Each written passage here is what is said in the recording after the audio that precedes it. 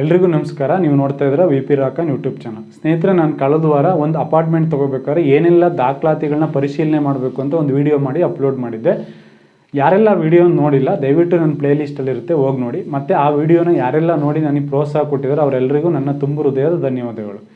ಸ್ನೇಹಿತರೆ, ಇವತ್ತು ನೀವೊಂದು ಬೆಸ್ಟ್ ಅಪಾರ್ಟ್ಮೆಂಟ್ನ ಚೂಸ್ ಮಾಡ್ಕೊಳ್ಳೋದು ಹೇಗೆ ಅಂತ ನಾನು ಈ ಒಂದು ವಿಡಿಯೋದಲ್ಲಿ ತೋರಿಸ್ತೀನಿ. ನೋಡಿ, ಈಗ ನೀವೊಂದು ಅಪಾರ್ಟ್ಮೆಂಟ್ ನೋಡಿದರೆ ದಾಖಲಾತಿಗಳೆಲ್ಲ ಸರಿ ಇದೆ. ಸೊ ನೀವು ಇವಾಗ ಒಂದು ಚೂಸ್ ಮಾಡ್ಕೋಬೇಕು. ಹೇಗೆ ಚೂಸ್ ಮಾಡ್ಕೋಬೇಕು ನೋಡಿ, ಫಸ್ಟು ನಿಮಗೆ ಯಾವ ಲೊಕೇಶನಲ್ಲಿ ಬೇಕು ಅಥವಾ ಯಾವ ಏರಿಯಾ ಇದನ್ನು ನೀವು ಮೊದಲೇ ಕನ್ಫರ್ಮ್ ಮಾಡ್ಕೊಳ್ಳಿ. ಫಾರ್ ಎಕ್ಸಾಂಪಲ್, ನೀವು ಜಯನಗರದಲ್ಲಿ ಅಪಾರ್ಟ್ಮೆಂಟ್ ತೊಗೋಬೇಕು ಅಂತಿದ್ರೆ ಜಯನಗರ ಏರಿಯಾದಲ್ಲಿ ಅಪಾರ್ಟ್ಮೆಂಟ್ ಹುಡುಕಿ, ಬೇರೆ ಯಾವುದೋ ಏರಿಯಾದಲ್ಲಿ ನೀವು ಹುಡ್ಕೋದ್ರಿಂದ ನಿಮಗೆ ಟೈಮ್ ಲಾಸ್ ಆಗುತ್ತೆ. ಮತ್ತು ಇನ್ನೊಂದು ಏನಂದರೆ, ನೀವು ಎಲ್ಲಿ ಕೆಲಸ ಮಾಡ್ತಾ ಇರ್ತೀರಾ ಆ ಒಂದು ವರ್ಕಿಂಗ್ ಸ್ಟೇಷನ್ನು ನಿಯರ್ ಒಂದು 10 ಕಿಲೋಮೀಟ್ರು 5 ಕಿಲೋಮೀಟ್ರ್ ನಿಯರಲ್ಲಿ ಅಪಾರ್ಟ್ಮೆಂಟ್ ತೊಗೊಂಡ್ರೆ ನಿಮಗೆ ತುಂಬ ಉತ್ತಮ. ಯಾಕೆಂದರೆ ಬೆಂಗಳೂರಲ್ಲಿ ಟ್ರಾಫಿಕ್ಕು ತುಂಬ ಮೇಜರ್ ರೋಲ್ನ ಪ್ಲೇ ಮಾಡುತ್ತೆ. ಅದಕ್ಕೋಸ್ಕರ ಏನು ಮಾಡಬೇಕು, ತುಂಬ ಆದಷ್ಟು ನಿಯರ್ ಇರೋವಂಥ ಅಪಾರ್ಟ್ಮೆಂಟ್ನ ಚೂಸ್ ಮಾಡ್ಕೊಳ್ಳಿ. ಇದರಿಂದ ನೀವು ನಿಮ್ಮ ಫ್ಯಾಮಿಲಿ ಜೊತೆ ಟೈಮ್ ಕೊಡ್ಬೋದು. ಆಯಿತಾ? ಮೊದಲನೇದು. ಎರಡನೇದು ಬಡ್ಜೆಟ್. ನೋಡಿ ಸ್ನೇಹಿತರೆ, ನೀವು ಯಾವುದೇ ಒಂದು ಅಪಾರ್ಟ್ಮೆಂಟ್ ತೊಗೋಬೇಕಾದ್ರೆ ನಿಮ್ಮ ಬಡ್ಜೆಟ್ ಎಷ್ಟಿದೆ ಅನ್ನೋದನ್ನು ನಿಮ್ಮ ಒಂದು ಕುಟುಂಬದವ್ರ ಜೊತೆ ಕೂತ್ಕೊಂಡು ಲೆಕ್ಕಾಚಾರ ಮಾಡಿ ತೊಗೊಳ್ಳಿ. ಯಾರೋ ನನ್ನ ಫ್ರೆಂಡ್ ಯಾವುದೋ ಏರಿಯಾದಲ್ಲಿ ಅಪಾರ್ಟ್ಮೆಂಟ್ ತೊಗೊಂಡಿದ್ದಾನೆ ನಾನು ತೊಗೋಬೇಕು, ಅಥವಾ ನಮ್ಮ ಕೊಲೀಗ್ ತೊಗೊಂಡಿದ್ದಾನೆ ನಾನು ತೊಗೋಬೇಕು ಅಂತ ದಯವಿಟ್ಟು ತೊಗೊಳಕ್ಕೆ ಹೋಗ್ಬಿಡಿ. ಅಥವಾ ಬೇರೆ ಯಾರೋ ಹೇಳಿದ್ರು ಕಮ್ಮಿ ರೇಟಿಗೆ ಸಿಗ್ತಾ ಇದೆ ತೊಗೋಬಿಡಿ, ನಾಳೆ ದಿನ ಸಿಗಲ್ಲ ಅಂತ ಈ ಥರ ಎಲ್ಲ ಹೇಳ್ತಾರೆ. ಆ ಥರ ಎಲ್ಲ ತೊಗೊಳಕ್ಕೆ ಹೋಗ್ಬಿಡಿ. ನಿಮಗೆ ಅನಿವಾರ್ಯ ಇದ್ದು ಅವಶ್ಯಕತೆ ಇದ್ದರೆ ದಯವಿಟ್ಟು ತೊಗೊಳ್ಳಿ. ಇಲ್ಲಾಂದರೆ ಯಾರೋ ಹೇಳ್ತಾರೆ ಅಥವಾ ಯಾರೋ ತೊಗೊಂಡಿದ್ದಾರೆ ಅಂತ ಮಾತ್ರ ತೊಗೊಳಕ್ಕೆ ಹೋಗ್ಬಿಡಿ.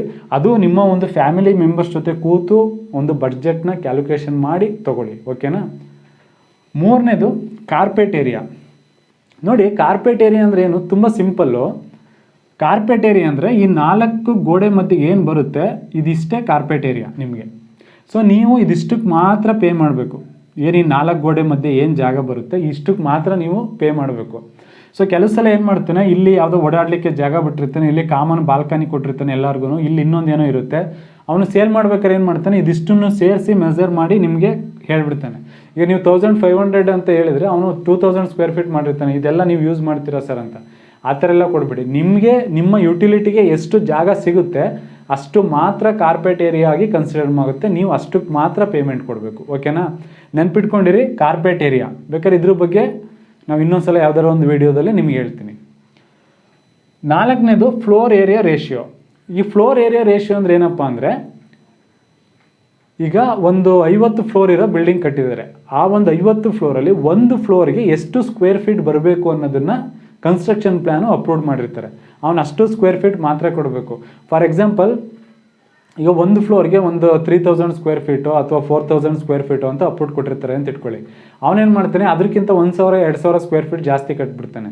ಆವಾಗ ನಿಮಗೆ ಏನು ಪ್ರಾಬ್ಲಮ್ ಆಗುತ್ತೆ ಅಂದರೆ, ಅಲ್ಲಿ ಅದನ್ನು ಯೂಸೇಜ್ ಮಾಡೋರು ಜಾಸ್ತಿ ಆಗ್ತಾರೆ, ಲಿಫ್ಟ್ ಯೂಸ್ ಮಾಡೋರು ಜಾಸ್ತಿ ಆಗ್ತಾರೆ, ವಾಟ್ರ್ ಯೂಸ್ ಮಾಡೋರು ಜಾಸ್ತಿ ಆಗ್ತಾರೆ, ಮತ್ತು ನಿಮ್ಗೆ ಓಡಾಟ ಜಾಸ್ತಿ ಆಗುತ್ತೆ, ಗಜಿಬಿಜಿ ಆಗುತ್ತೆ. ಇದೆಲ್ಲ ತೊಂದರೆ ಬರಬಾರ್ದು ಅಂದರೆ ನೀವು ಫಸ್ಟ್ ಏನು ಮಾಡಬೇಕು ಅಂದರೆ, ಫ್ಲೋರ್ ಏರಿಯಾ ರೇಷಿಯೋ ಎಷ್ಟು ಬರುತ್ತೆ ಅನ್ನೋದನ್ನು ನೀವು ನೋಡ್ಕೋಬೇಕು. ಇದನ್ನು ಕನ್ಸ್ಟ್ರಕ್ಷನ್ ಪ್ಲ್ಯಾನಲ್ಲಿ ಕ್ಲಿಯರಾಗಿ ಮೆನ್ಷನ್ ಮಾಡಿರ್ತಾರೆ. ಬೇಕಾದ್ರೆ ಇದ್ರ ಬಗ್ಗೆನೂ ನೆಕ್ಸ್ಟ್ ಯಾವಾಗಲಾದರೂ ಒಂದು ವಿಡಿಯೋ ಮಾಡಿ ಹೇಳೋಣ. ತುಂಬ ಇಂಪಾರ್ಟೆಂಟು ಅನ್ಡಿವೈಡೆಡ್ ಶೇರು. 5ನೇ point undivided share. Undivided share ಅಂದರೆ ಏನಪ್ಪ ಅಂದರೆ, ತುಂಬ ಸಿಂಪಲ್ಲಾಗಿ ಅರ್ಥ ಮಾಡ್ಕೊಳ್ಳಿ. ಇವಾಗ ಒಂದು 2 ಎಕರೆಲಿ ಒಂದು 50 ಫ್ಲೋರ್ ಇರೋದು 100 ಫ್ಲೋರ್ ಇರೋದು ಒಂದು ಅಪಾರ್ಟ್ಮೆಂಟ್ ಕಟ್ಟಿದ್ದಾನೆ ಅಂತ ಇಟ್ಕೊಳ್ಳಿ. ಸೊ ನಾಳೆ ದಿನ ಏನೋ ಪ್ರಾಬ್ಲಮ್ ಆಯಿತು, ಒಂದು ಸರ್ಕಾರದವರ ಅಥವಾ ಅಪಾರ್ಟ್ಮೆಂಟ್ ಕಟ್ಟಿರೋನ ನಾನು ಡೆಮಾಲಿಷ್ ಮಾಡ್ತೀನಿ ಅಂತ ಬರ್ತೀನಿ. ಈಗ ಒಂದು ಏನಪ್ಪ, ಒಂದು 100 3 BHKದು, ಒಂದು 50 2 BHK, ಒಂದು 50 1 BHK. ಸೊ ಇಷ್ಟು 200 ಅಪಾರ್ಟ್ಮೆಂಟ್ ಇದೆ ಅಂತ ಒಂದು ನೆನ್ಪಿಟ್ಕೊಳ್ಳಿ, ಅಪ್ರಾಕ್ಸಿಮೇಟು. ಅನ್ಡಿವೈಡೆಡ್ ಶೇರ್ ಅಂದರೆ ಏನಪ್ಪ ಅಂದರೆ, ಈಗ 1 ಎಕರೆ ಜಾಗದಲ್ಲಿ ಅವನು ಇಷ್ಟು ಮನೆಗೂ ಆ ಒಂದು ಲ್ಯಾಂಡನ್ನು ಶೇರ್ ಮಾಡಬೇಕು. ಈಗ ಅಪಾರ್ಟ್ಮೆಂಟ್ ಅವ್ನು ಡೆಮಾಲಿಷ್ ಮಾಡಿದರೆ ಇಷ್ಟನ್ನು ಶೇರ್ ಮಾಡಬೇಕು. ಆ ಲ್ಯಾಂಡಲ್ಲಿ ನಿಮ್ಗೆಲ್ಲರಿಗೂ ಎಷ್ಟೆಷ್ಟು ಸ್ಕ್ವೇರ್ ಫೀಟ್ ಜಾಗ ಬರುತ್ತೆ ಅನ್ನೋದೇ ಅನ್ಡಿವೈಡೆಡ್ ಶೇರು. ಇದನ್ನು ಫಸ್ಟೇ ನೀವು ತಿಳ್ಕೊಂಡಿರಿ. ಈಗ ಸಪೋಸ್ ನಾಳೆ ದಿನ ಅಪಾರ್ಟ್ಮೆಂಟು ಡೆಮಾಲಿಷ್ ಆದರೆ ನಮಗೆ ಎಷ್ಟು ಸ್ಕ್ವೇರ್ ಫೀಟ್ ಜಾಗ ಬರುತ್ತೆ, ನಿಮ್ಗೊಂದು 300 ಸ್ಕ್ವೇರ್ ಫೀಟು 400 ಸ್ಕ್ವೇರ್ ಫೀಟು ಅಥವಾ 1000 ಸ್ಕ್ವೇರ್ ಫೀಟು ಎಷ್ಟು ಸ್ಕ್ವೇರ್ ಫೀಟ್ ಬರುತ್ತೆ ಅನ್ನೋದು ನಿಮಗೆ ಫಸ್ಟೇ ಗೊತ್ತಿರಬೇಕು. ಅದನ್ನೇ ಏನು ಮಾಡ್ತಾರೆ, ಅನ್ಡಿವೈಡೆಡ್ ಶೇರ್ ಅಂತ ಹೇಳ್ತಾರೆ. ಸೊ ನಾಳೆ ದಿನ ಅಪಾರ್ಟ್ಮೆಂಟ್ ಡೆಮಾಲಿಷ್ ಮಾಡಿಬಿಟ್ಟು, ಇಲ್ಲ ನಾವು ಡೆಮಾಲಿಷ್ ಮಾಡಿದ್ದೀವಿ, ನೀವು ಇಷ್ಟು ದಿನ ವಾಸ ಇದ್ದಿದ್ದೆ ವಾಸಿ ಕಳಿಸಿ ಅಂತ ಕಳಿಸ್ಬಿಟ್ರೆ ನಿಮಗೆ ಲಾಸ್ ಆಗುತ್ತೆ. ಅರ್ಥ ಆಯ್ತಾ? ಅದಕ್ಕೋಸ್ಕರ ಇದನ್ನು ಫಸ್ಟೇ ನೆನ್ಪಿಟ್ಕೊಂಡ್ರೆ ಅನ್ಡಿವೈಡೆಡ್ ಶೇರ್ ಅನ್ನೋದು ತುಂಬ ಇಂಪಾರ್ಟೆಂಟು. ಸ್ನೇಹಿತರೆ, ಬೇಕಾದರೆ carpet area, floor area ratio ಮತ್ತು ಅನ್ಡಿವೈಡೆಡ್ ಶೇರು ಇದ್ರ 3 ಬಗ್ಗೆನೂ ನಾನು ನೆಕ್ಸ್ಟ್ ಯಾವುದಾದ್ರೂ ಒಂದು ಡೀಟೇಲಾಗಿ ವಿಡಿಯೋ ಮಾಡಿ ಅಪ್ಲೋಡ್ ಮಾಡ್ತೀನಿ. ನೆಕ್ಸ್ಟ್ 6ನೇದು ಕನ್ಸ್ಟ್ರಕ್ಷನ್ ಕ್ವಾಲಿಟಿ. ಕನ್ಸ್ಟ್ರಕ್ಷನ್ ಕ್ವಾಲಿಟಿ ನೋಡಿ ತುಂಬ ಇಂಪಾರ್ಟೆಂಟು. ಕನ್ಸ್ಟ್ರಕ್ಷನ್ ಕ್ವಾಲಿಟಿ ಅಂದರೆ ಅವನು ಯಾವ ಥರ ಕನ್ಸ್ಟ್ರಕ್ಷನ್ ಮಾಡಿದ್ದಾನೆ. ಫಾರ್ ಎಕ್ಸಾಂಪಲ್ ನೀವು ತಗೊಳಕ್ಕೆ ಹೋದಾಗ ಅವ್ನು ಹೇಳ್ತಾನೆ, ಇಲ್ಲ ಸರ್ ನಾವು ಇದಕ್ಕೆ ಇಂಥ ಕ್ವಾಲಿಟಿ ಟೈಲ್ಸ್ ಹಾಕಿದ್ದೀವಿ, ಇಂಥ ಕ್ವಾಲಿಟಿ ಪೇಂಟ್ ಮಾಡಿದ್ದೀವಿ, ಇಂಥ ಕ್ವಾಲಿಟಿದು ನಾವು ಡೋರ್ಸ್ ಹಾಕಿದ್ದೀವಿ ಅಂತ ಹೇಳ್ತಾನೆ. ಬಟ್ ನೀವು ಅಲ್ಲಿ ನೋಡಿದಾಗ ಅದಿರಲ್ಲ. ಸೊ ದಯವಿಟ್ಟು ಅದನ್ನು ಚೆಕ್ ಮಾಡಿ. ಕನ್ಸ್ಟ್ರಕ್ಷನ್ ಕ್ವಾಲಿಟಿ ಯಾವ ಥರ ಇದೆ ಚೆಕ್ ಮಾಡಿ. ಮತ್ತು ಮನೆಗೆ ವೈರಿಂಗ್ ಯಾವ ಥರ ಮಾಡಿದ್ದಾನೆ, ಸೀಲಿಂಗ್ ಯಾವ ಥರ ಇದೆ, ಪೇಂಟಿಂಗ್ ಯಾವ ಥರ ಇದೆ, ಡೋರ್ಸ್ ಯಾವ ಥರ ಇದೆ, ಪ್ಲಂಬಿಂಗ್ ಕನೆಕ್ಷನ್ ಯಾವ ಥರ ಇದೆ, ವಾಟರ್ ಲೈನ್ ಯಾವ ಥರ ಇದೆ, ಮತ್ತು ಅದಕ್ಕೆ ಓಡಾಡಲಿಕ್ಕೆ ಸ್ಪೇಷಿಯಸ್ ಜಾಗ ಯಾವ ಥರ ಕೊಟ್ಟಿದ್ದಾನೆ, ಗಾಳಿ ಯಾವ ಕಡೆಯಿಂದ ಬರುತ್ತೆ, ಏನಾದ್ರು ಫೈರ್ ಆದರೆ ನಿಮಗೆ ಎಕ್ಸಿಟ್ ಆಗ್ಲಿಕ್ಕೆ ಯಾವ ಥರ ಕೊಡಿ, ಇದೆಲ್ಲ ಇನ್ಕ್ಲೂಡ್ ಆಗುತ್ತೆ. ಕನ್ಸ್ಟ್ರಕ್ಷನ್ ಕ್ವಾಲಿಟಿಲಿ A to Z ಇನ್ಕ್ಲೂಡ್ ಆಗುತ್ತೆ. ದಯವಿಟ್ಟು ಯಾರಾದರೂ ನಿಮಗೆ ಗೊತ್ತಾಗಲಿಲ್ಲ ಅಂದರೆ ಯಾರಾದರೂ ಒಬ್ಬರು ಸಿವಿಲ್ ಇಂಜಿನಿಯರ್ ಕರ್ಕೊಂಡೋಗಿ ಪ್ರತಿಯೊಂದನ್ನು ಚೆಕ್ ಮಾಡಿ. ಖುದ್ದು ನೀವೇ ಹೋಗಿ ಚೆಕ್ ಮಾಡಿ ಕನ್ಸ್ಟ್ರಕ್ಷನ್ ಕ್ವಾಲಿಟಿನ. ಸ್ನೇಹಿತರೆ, ಕನ್ಸ್ಟ್ರಕ್ಷನ್ ಕ್ವಾಲಿಟಿಲಿ ಯಾವುದೇ ಕಾರಣಕ್ಕೂ ಕಾಂಪ್ರಮೈಸ್ ಆಗಿಬಿಡಿ, ತುಂಬ ಇಂಪಾರ್ಟೆಂಟು. ತುಂಬ ಜನ ತೊಗೊಂಡ್ಮೇಲೆ ತುಂಬ ಮೋಸ ಹೋಗಿರ್ತಾರೆ, ಆಯಿತಾ. ದಯವಿಟ್ಟು ಗಮನದಲ್ಲಿಟ್ಕೊಳ್ಳಿ. ಪ್ರತಿಯೊಂದು ಕೆಲಸನೂ ಖುದ್ದು ನೀವೇ ಹೋಗಿ ಪರಿಶೀಲನೆ ಮಾಡಿ ಆಮೇಲೆ ಡಿಸೈಡ್ ಮಾಡಿ, ಓಕೆನಾ. Next maintenance charges. ನೆಕ್ಸ್ಟ್ ಯಾವುದಪ್ಪ ಅಂದರೆ ಮೇಂಟೆನೆನ್ಸ್ ಚಾರ್ಜಸ್ಸು. ನೋಡಿ, ಮೇಂಟೆನೆನ್ಸ್ ಚಾರ್ಜಸ್ಸಲ್ಲಿ ಹೆಂಗೆ ಮೋಸ ಮಾಡ್ತಾರೆ ಅನ್ನೋದು ಹೇಳ್ತೀನಿ ಕೇಳಿ. ಈಗ ಫಾರ್ ಎಕ್ಸಾಂಪಲ್, ಈಗ ಅವನು ವಾಟ್ರ್ ಸಪ್ಲೈ ಕೊಡಬೇಕು ಅಂತೇಳಿ ಇರುತ್ತೆ. ನಿಮ್ಮ ಅಪಾರ್ಟ್ಮೆಂಟಲ್ಲಿ ಏನೋ ವಾಟ್ರ್ ಪ್ರಾಬ್ಲಮ್ ಆಗುತ್ತೆ. ಅವನೇನು ಮಾಡ್ತಾನೆ, ಟ್ಯಾಂಕರಲ್ಲಿ ನೀರು ಓಡಿಸಿರ್ತಾನೆ. ಆ ಟ್ಯಾಂಕರಲ್ಲಿ ನೀರು ಓಡಿಸಿದ್ದಕ್ಕೆ ಅದಕ್ಕೆ ಸರ್ವಿಸ್ ಚಾರ್ಜ್ ನಿಮ್ಮ ತಲೆಗೆ ಹಾಕಿರ್ತಾನೆ. ಸೊ ನೀವು ಒಂದು ಸಲ ಮೇಂಟೆನೆನ್ಸ್ ಚಾರ್ಜಸ್ ಕೊಟ್ರಿ ಅಂದಮೇಲೆ ಅವ್ನು ಎಲ್ಲದರಲ್ಲೂ ಅದ್ರ ಇನ್ಕ್ಲೂಡ್. ವಾಟ್ರ್ ಕೊಡೋವಂಥದ್ದು ಅವ್ನ ಜವಾಬ್ದಾರಿ ಅದು. ಅದನ್ನು ಸಪ್ರೇಟ್ ಅವನು ಸರ್ವಿಸ್ ಚಾರ್ಜ್ ಹಾಕೋವಾಗಿಲ್ಲ, ಆಯಿತಾ. ಮತ್ತು ಕೆಲವೊಂದು ಎಲ್ಲದಕ್ಕೂ ಎಕ್ಸ್ಟ್ರಾ ಚಾರ್ಜ್. ಈಗ ಯಾವುದೋ ಒಂದು ಏನೋ ಸೆಕ್ಯೂರಿಟಿ ಪ್ರಾಬ್ಲಮ್ ಆಗಿರುತ್ತೆ, ಅವ್ನು ಬೇರೆ ಯಾವುದೋ ಸೆಕ್ಯೂರಿಟಿನ ಕರೆಸ್ಬಿಟ್ಟು ಎಲ್ಲ ಕ್ಲಿಯರ್ ಮಾಡಿಸ್ಬಿಟ್ಟು, ನೋಡಿ ಸರ್ ನಾವು ಹೊರಗಡೆಯಿಂದ ಕರೆಸಿದ್ವಿ, ನೀವು ಎಲ್ಲರೂ ಇಷ್ಟಿಷ್ಟು ಫೀಸ್ ಕೊಡಬೇಕು ಅಂತ ಆಗ್ತಾನೆ. ಈ ಥರ ತುಂಬ ನಿಮಗೆ ಗೊತ್ತಿಲ್ಲದೆ ಥರನ ನಿಮ್ಮ ಮಂತ್ಲಿ 5,000 ಮೇಂಟೆನೆನ್ಸ್ ಚಾರ್ಜಸ್ ಇರುತ್ತೆ. ಬಟ್ ಅವ್ನು ನಿಮಗೆ ಗೊತ್ತಿಲ್ಲದೇ ಇನ್ನೊಂದು 5,000 ಎಕ್ಸ್ಟ್ರಾ ಚಾರ್ಜ್ ಮಾಡ್ತಾನೆ. ಪ್ರತಿ ಮಂತು ಎಕ್ಸ್ಟ್ರಾ ಚಾರ್ಜ್ ಮಾಡ್ತಾ ಹೋಗ್ತಾನೆ. ಅದನ್ನೆಲ್ಲ ಇದು ನೀವು ಫಸ್ಟೇ ಕ್ಲಿಯರ್ ಮಾಡ್ಕೊಳ್ಳಿ. ಮೇಂಟೆನೆನ್ಸ್ ಚಾರ್ಜ್ ಯಾವುದಕ್ಕೆಲ್ಲ ಹಾಕ್ತಾನೆ, ಮತ್ತು ಏನಾದರೂ ಪ್ರಾಬ್ಲಮ್ ಆದರೆ ಅದು ಮೇಂಟೆನೆನ್ಸ್ ಚಾರ್ಜಲ್ಲೇ ಬರುತ್ತಾ, ಇಲ್ಲ ಅದಕ್ಕೆ ಎಕ್ಸ್ಟ್ರಾ ಚಾರ್ಜಸ್ ಹಾಕ್ತಾನೆ. ಫಾರ್ ಎಕ್ಸಾಂಪಲ್, ಈಗ ಪಾರ್ಕಿಂಗಿಗೆ ನಿಮ್ಮ ಒಂದು ಗಾಡಿಗೆ ಜಾಗ ಅಂತ ಕೊಟ್ಟಿರ್ತಾನೆ. ನಿಮ್ಮದು 2-3 ವೆಹಿಕಲ್ ಇರುತ್ತೆ. ಅವ್ನು 2-3 ವೆಹಿಕಲಿಗೆ ನೀವು ಪಾರ್ಕಿಂಗ್ ಮಾಡಲಿಕ್ಕೆ ಎಕ್ಸ್ಟ್ರಾ ಚಾರ್ಜಸ್ ಹಾಕ್ತಾನೆ ಅವನು. ಸೊ ಅದನ್ನೆಲ್ಲ ಫಸ್ಟೇ ಕ್ಲಿಯರ್ ಮಾಡ್ಕೊಳ್ಳಿ. ಮೇಂಟೆನೆನ್ಸ್ ಚಾರ್ಜಸ್ ಅವ್ನು ಎಷ್ಟು ಹಾಕ್ತಾನೆ, ನಾವು ಈಗ ಒಂದು ಸಲ 5,000 6,000 ಅವ್ನು ಏನು ಫಿಕ್ಸ್ ಮಾಡಿರ್ತಾನೆ ಅಷ್ಟು ಕೊಟ್ಟ ಮೇಲೆ ಮುಗೀತಾ, ಅಥವಾ ಇನ್ನೂ ಏನಾದರೂ ಕೊಡಬೇಕು ಅನ್ನೋದನ್ನು ಅಗ್ರಿಮೆಂಟ್ ಮಾಡೋದಕ್ಕಿಂತ ಮುಂಚೆನೇ ಕ್ಲಿಯರ್ ಮಾಡ್ಕೊಳ್ಳಿ. ತುಂಬ ಇಂಪಾರ್ಟೆಂಟು ಸ್ನೇಹಿತರೆ ಮೇಂಟೆನೆನ್ಸ್ ಚಾರ್ಜ್. 8ನೇದು ಸೆಕ್ಯೂರಿಟಿ. ನೋಡಿ ಸ್ನೇಹಿತರೆ, ಸೆಕ್ಯೂರಿಟಿ ಎಲ್ಲ ಅಪಾರ್ಟ್ಮೆಂಟಲ್ಲೂ ಇರ್ತಾರೆ. ಆದರೆ ಅವರು ಯಾವ ಥರ ಕೆಲಸ ಮಾಡ್ತಾರೆ ಅನ್ನೋದು ಬೇಕು. ಈಗ ನೋಡಿ, ಯಾವುದೋ ಒಂದು ಏಜೆನ್ಸಿ ಕೊಟ್ಟಿರ್ತಾರೆ ಅಂತ ಇಟ್ಕೊಳ್ಳಿ, ಅವ್ನು ತಂದು ಅಪಾಯಿಂಟ್ಮೆಂಟ್ ಮಾಡ್ತಾನೆ. ಸೊ ಅವಾಗ ಏನಾಗುತ್ತೆ, ನಾಳೆ ದಿನ ನಿಮ್ಮ ಅಪಾರ್ಟ್ಮೆಂಟಲ್ಲಿ ಒಂದು ಫೈರ್ ಪ್ರಾಬ್ಲಮ್ ಆಯಿತು. ಅಟ್ಲೀಸ್ಟ್ ಇವನು ಸೆಕ್ಯೂರಿಟಿ ಅವನಿಗೆ ಅವ್ರು ಫೈರ್ ಎಕ್ಸ್ಟೆನ್ಷನ್ ತೊಗೊಂಡು ಫೈರ್ ಆರಿಸ್ಲಿಕ್ಕೆ ಬರಬೇಕು, ಅಷ್ಟೊಂದು ಸ್ಕಿಲ್ ಇರಬೇಕು. ನಾಳೆ ಯಾರೋ ಒಬ್ಬ ಕಳ್ಳ ಬರ್ತಾನೆ, ಕಳ್ಳನ ಯಾವ ಥರ ಟೆಕ್ನಿಕಲಿ ನಾವು ಹಿಡಿಬೇಕು ಅನ್ನೋದು ಒಂದು ಸಿಂಪಲ್ ನಾಲೆಡ್ಜ್ ಇರಬೇಕು ಸೆಕ್ಯೂರಿಟಿ ಅವ್ರಿಗೆ. ಅಥವಾ ಇನ್ನೊಂದೇನೋ ಪ್ರಾಬ್ಲಮ್ ಆಯಿತು ಅಂದರೆ ಅದನ್ನು ಟೆಕ್ನಿಕಲಿ ಹೇಗೆ ಸಾಲ್ವ್ ಮಾಡೋದು ಅನ್ನೋದು ಇರಬೇಕು. ಯಾಕೆಂದರೆ ನೀವು ವಾಸ ಮಾಡ್ತಾ ಇರೋದು ಬಹುಮಹಡಿಗಳ ಕಟ್ಟಡ. ಯಾವುದೋ ಒಂದು ಕಟ್ಟಡದಲ್ಲಿ ಏನೋ ಪ್ರಾಬ್ಲಮ್ ಆದರೆ ಅದು ಇನ್ನೆಲ್ಗೋ ಕನೆಕ್ಷನ್ ಇರುತ್ತೆ. ಅದನ್ನು ಸೆಕ್ಯೂರಿಟಿ ಆದವನು ಟೆಕ್ನಿಕಲಿ ಅದನ್ನು ಹೇಗೆ ಸಾಲ್ವ್ ಮಾಡಬೇಕು ಅನ್ನೋ ಒಂದು ಬೇಸಿಕ್ ನಾಲೆಡ್ಜ್ ಇದ್ದರೆ ನಿಮಗೆ ಒಳ್ಳೆಯದು. ಅದನ್ನು ನೀವು ತೊಗೋಬೇಕಾದ್ರೆ ಒಂದು ಕ್ರಾಸ್ ಎಕ್ಸಾಮಿನ್ ಮಾಡಿ ತೊಗೊಳ್ಳಿ, ಅರ್ಥ ಆಯ್ತಾ. ಏಕೆಂದರೆ ಎಷ್ಟೋ ಈಗ ಹೊರ ರಾಜ್ಯದವರು ಅಥವಾ ಯಾರ್ಯಾರೋ ಬಂದು ಸೆಕ್ಯೂರಿಟಿಗಳು ಸೇರ್ಕೊಂಡಿರ್ತಾರೆ, ಅವ್ರಿಗೆ ಏನೂ ಗೊತ್ತಿರೋದೇ ಇಲ್ಲ. ಅವಾಗೇನಾಗುತ್ತೆ, ನಾಳೆ ನಿಮ್ದು ಏನೋ ಪ್ರಾಬ್ಲಮ್ ಆದ್ರೂ ನೀವೇ ರೆಸ್ಪಾನ್ಸಿಬಲ್ ಆಗ್ತೀರಾ. ತುಂಬ ಇಂಪಾರ್ಟೆಂಟು ಸೆಕ್ಯೂರಿಟಿಯವರು. ಅಲ್ಲಿ CCTV ಇದೆಯಾ, CCTV ಕವರ್ ಇದೆಯಾ, ಪ್ರತಿಯೊಂದನ್ನು ನೋಡ್ಕೋಬೇಕು, ಆಯಿತಾ. ಸೆಕ್ಯೂರಿಟಿನ ಸ್ವಲ್ಪ ಕೂಲಂಕುಷವಾಗಿ ಚೆಕ್ ಮಾಡಿ. Next solar system.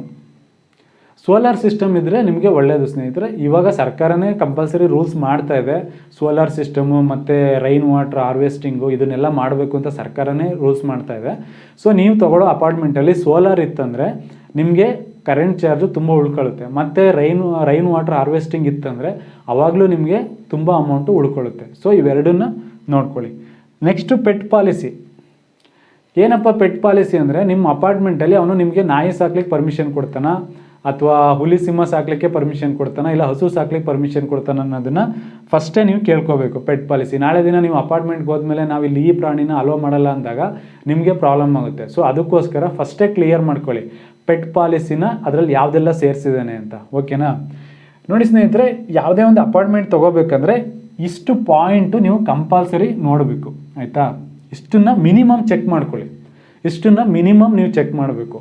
ಮತ್ತು ನೆಕ್ಸ್ಟ್ ಏನಪ್ಪ ಅಂದರೆ, ಈಗ ಸರ್ಕಾರದಿಂದ ಕೆಲವೊಂದು ಲ್ಯಾಂಡ್ ಗೈಡ್ಲೈನ್ಸ್ ವ್ಯಾಲ್ಯೂ ಅಂತ ಅಪ್ಡೇಟ್ ಆಗ್ತಾ ಇರುತ್ತೆ. ಮೀನ್ಸ್ ಇವತ್ತು ನೀವು ಇಲ್ಲಿ ಅಪಾರ್ಟ್ಮೆಂಟ್ ತೊಗೊಂಡ್ರೆ ಇನ್ನು 10 ವರ್ಷಕ್ಕೆ ಏನು ರೇಟಿಗೆ ಹೋಗ್ಬೋದು, ಅಥವಾ ಇಲ್ಲಿ ಏನೆಲ್ಲ ಚೇಂಜಸ್ ಆಗ್ಬೋದು, ಅಥವಾ ನಮ್ಮ ಒಂದು ಫೈನಾನ್ಷಿಯಲಿ ಇದು ಎಷ್ಟು ಗ್ರೋತ್ ಆಸ್ಪೆಕ್ಟು ಯಾವ ಥರ ಇದೆ ಅನ್ನೋದನ್ನು ನೀವು ಅನಾಲಿಸಿಸ್ ಮಾಡ್ತಾ ಇರಬೇಕು. ಫಾರ್ ಎಕ್ಸಾಂಪಲ್, ನೀವು ಒಂದು ಜಾಗದಲ್ಲಿ ಅಪಾರ್ಟ್ಮೆಂಟ್ ತೊಗೊಂಡಿದ್ದೀರಾ, ನಾಳೆ ದಿನ ಅಲ್ಲಿ ಪಕ್ಕದಲ್ಲಿ ಫ್ಯಾಕ್ಟ್ರಿ ಬರುತ್ತೆ, ಎಲ್ಲ ಫ್ಲ್ಯಾಟರು ಸೇಲ್ ಮಾಡ್ತಾ ಹೋಗ್ತೀರಾ, ಅವಾಗ ಏನಾಗುತ್ತೆ, ನಿಮ್ಮದು ಅಪಾರ್ಟ್ಮೆಂಟ್ ರೇಟು ಡೌನ್ ಆಗ್ತಾ ಬರುತ್ತೆ. ಅಥವಾ ನೀವೊಂದು ಅಪಾರ್ಟ್ಮೆಂಟ್ ತೊಗೊಂಡಿದ್ದೀರಾ, ನಾಳೆ ಅಲ್ಲಿ ಯಾವುದೋ ಮೆಟ್ರೋ ಸ್ಟೇಷನ್ ಬರುತ್ತೆ, ಯಾವುದೋ ಕಾಲೇಜ್ ಬರುತ್ತೆ, ಸ್ಕೂಲ್ ಬರುತ್ತೆ, ಅಥವಾ ಯಾವುದೋ ಗೌರ್ಮೆಂಟ್ ಪ್ರಾಜೆಕ್ಟೇ ಬರುತ್ತೆ, ಆವಾಗ ನಿಮ್ಮದು ಅಪಾರ್ಟ್ಮೆಂಟ್ ರೇಟು ಆಟೋಮೆಟಿಕ್ಕಾಗಿ ಇನ್ಕ್ರೀಸ್ ಆಗುತ್ತೆ. ನೀವು ಇವಾಗ ಫಾರ್ ಎಕ್ಸಾಂಪಲ್ಲು ನೀವೊಂದು ಅಪಾರ್ಟ್ಮೆಂಟ್ ಒಂದು 2 ಕೋಟಿಗೆ ತೊಗೊಂಡಿದ್ದೀರಾ ಅಂತ ಇಟ್ಕೊಳ್ಳಿ, ನಾಳೆ ದಿನ ಅಟ್ಲೀಸ್ಟ್ ಒಂದು 4 ಕೋಟಿಗಾದರೂ ಮಾರೋ ಥರ ಇರಬೇಕು. ಆವಾಗ ನೀವು ತೊಗೊಂಡಿದ್ದಕ್ಕೂ ಒಂದು ನಿಮಗೆ ಬೆನಿಫಿಟ್ ಚೆನ್ನಾಗಿ ಸಿಗುತ್ತೆ. ಇಲ್ಲಾಂದರೆ ನೀವು 2 ಕೋಟಿಗೆ ತೊಗೊಬಿಟ್ಟು ನಾನು 1 ಕೋಟಿಗೆ ಸೇಲ್ ಮಾಡ್ತೀನಿ ಸರ್ ಅಂದರೆ ನೀವು ತೊಗೊಂಡಿದ್ದು ಕಂಪ್ಲೀಟ್ ಲಾಸು. ಇವನ್ನೆಲ್ಲ ನೀವು ಎಲ್ಲಿ ನೋಡಬೇಕು ಅಂದರೆ ನಮ್ಮಂಥ ಯಾವ್ದಾದ್ರು ಯೂಟ್ಯೂಬ್ ಚಾನಲ್ಗಳಲ್ಲೋ, ಅಥವಾ ಬಿಸ್ನೆಸ್ಸಿಗೆ ಸಂಬಂಧಪಟ್ಟಂಥ ನ್ಯೂಸ್ ಪೇಪರ್ಗಳಲ್ಲೋ, ಅಥವಾ ಯಾವುದಾದ್ರೂ ಸರ್ಕಾರದಿಂದ ಅಪ್ಡೇಟ್ ಆಗೋಂಥ ಫೈನಾನ್ಷಿಯಲ್ ನ್ಯೂಸ್ಗಳನ್ನ ನೋಡ್ತಾ ಇರಬೇಕು. ಸೊ ಆವಾಗ ನಿಮಗೆ ಈಸಿಯಾಗಿ ಗೊತ್ತಾಗುತ್ತೆ. ಮತ್ತು ಇನ್ನೂ ನೀವು ಏನು ನೋಡ್ಬೋದಪ್ಪ ಅಂದರೆ, ನಿಮ್ಮ ಅಪಾರ್ಟ್ಮೆಂಟ್ ಪಕ್ಕ ಸ್ಕೂಲ್ ಇದೆಯಾ, ಅಥವಾ ಕಾಲೇಜ್ ಇದೆಯಾ, ಅಥವಾ ಮಾರ್ಕೆಟ್ ಇದೆಯಾ, ರೈಲ್ವೆ ಸ್ಟೇಷನ್ ಇದೆಯಾ, ಅಥವಾ ಯಾವ್ದಾದ್ರು BMTC ಇದೆಯಾ, ಇದನ್ನೆಲ್ಲ ನೀವು ನೋಡ್ಕೋಬೋದು. ಇವೆಲ್ಲ ನೀವು ತೊಗೊಳ್ಳೋ ಜಾಗದಲ್ಲಿ ಇತ್ತು ಅಂದರೆ ನಿಮಗೆ ಇವೆಲ್ಲ ಒಂದು ಅಡಿಷನಲ್ ಸಪೋರ್ಟು. ಇದ್ರ ಜೊತೆಗೆ ನಿಮಗೆ ಎಕ್ಸ್ಟ್ರಾ ಅಡಿಷನಲ್ ಏನಾದರೂ ಬೇಕು ಅಂದರೆ, ಅಡಿಷನಲ್ ಅಂದರೆ ಏನು, ನಿಮಗೆ ಯಾರಿಗಾದ್ರೂ ಜಿಮ್ ಅವಶ್ಯಕತೆ ಇದ್ದರೆ, ಅಥವಾ ಸ್ವಿಮ್ಮಿಂಗ್ ಪೂಲ್ ಅವಶ್ಯಕತೆ ಇದ್ದರೆ, ಅಥವಾ ಪಾರ್ಟಿ ಹಾಲ್ ಬೇಕು ಅಂದರೆ, ಈ ಥರದವೆಲ್ಲ ನಿಮಗೆ ಅಡಿಷನಲ್ ಬೇಕು ಅಂದರೆ ನೀವು ಇವನ್ನ ನೋಡಿಕೊಂಡು ತೊಗೋಬೋದು. ಅರ್ಥ ಆಯ್ತಾ ಸ್ನೇಹಿತರೆ? ಇಷ್ಟೆಲ್ಲ ಪಾಯಿಂಟ್ನ ಕನ್ಸಿಡರ್ ಮಾಡಿಕೊಂಡು ಮನಸ್ಸಲ್ಲಿ ಇಟ್ಕೊಂಡು ನೀವೊಂದು ಅಪಾರ್ಟ್ಮೆಂಟ್ನ ಚೂಸ್ ಮಾಡಿ.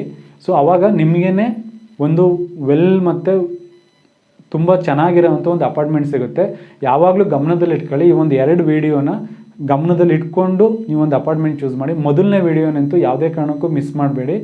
ಅದರಲ್ಲಿ ಏನು ನಾನು ದಾಖಲಾತಿ ಮೆನ್ಷನ್ ಮಾಡಿದ್ದೀನಿ, ದಯವಿಟ್ಟು ಆ ದಾಖಲಾತಿನ ನೋಡ್ಕೊಳ್ಳಿ. ಈ 2ನೇ ವೀಡಿಯೋ ನಿಮ್ಗೆ ಅಷ್ಟು ಇಂಪಾರ್ಟೆಂಟ್ ಅಲ್ಲದೇ ಇದ್ರೂ ಒಂದು 3-4 ಪಾಯಿಂಟು ತುಂಬ ಇಂಪಾರ್ಟೆಂಟ್ ಆಗುತ್ತೆ. ನೀವು ಮೋಸ ಹೋಗೋದನ್ನು ಅವಾಯ್ಡ್ ಮಾಡ್ಬೋದು. ಸ್ನೇಹಿತರೆ, ನಾನು ಅಪಾರ್ಟ್ಮೆಂಟು ತೊಗೋಬೇಕಾದ್ರೆ ಯಾವೆಲ್ಲ ದಾಖಲಾತಿ ನೋಡಬೇಕು ಮತ್ತು ಹೇಗೆ ಚೂಸ್ ಮಾಡಬೇಕು ಅನ್ನೋದನ್ನು ನಾನು ಈ ಒಂದು ವೀಡಿಯೋದಲ್ಲಿ ಹೇಳಿದ್ದೀನಿ. ಸೊ ಇಲ್ಲಿಗೆ ಅಪಾರ್ಟ್ಮೆಂಟ್ದು ಒಂದು ವೀಡಿಯೋನ ನಾನು ಇವತ್ತಿಗೆ ಎಂಡ್ ಮಾಡ್ತಾಯಿದ್ದೀನಿ. ನೆಕ್ಸ್ಟ್ ಯಾವ್ದಾದ್ರು ನನಗೆ ಇನ್ಫಾರ್ಮೇಷನ್ ಇದ್ದರೆ ನಾನು ಮತ್ತೆ ಅಪ್ಡೇಟ್ ಮಾಡ್ತೀನಿ. ಇದೇ ಥರ ನನ್ನ ಚಾನಲ್ ನೋಡ್ತಾ ಇರಿ, ಸಬ್ಸ್ಕ್ರೈಬ್ ಮಾಡಿ ಮತ್ತು ಕಮೆಂಟ್ ಮಾಡಿ. Thank you very much. ವಂದನೆಗಳು.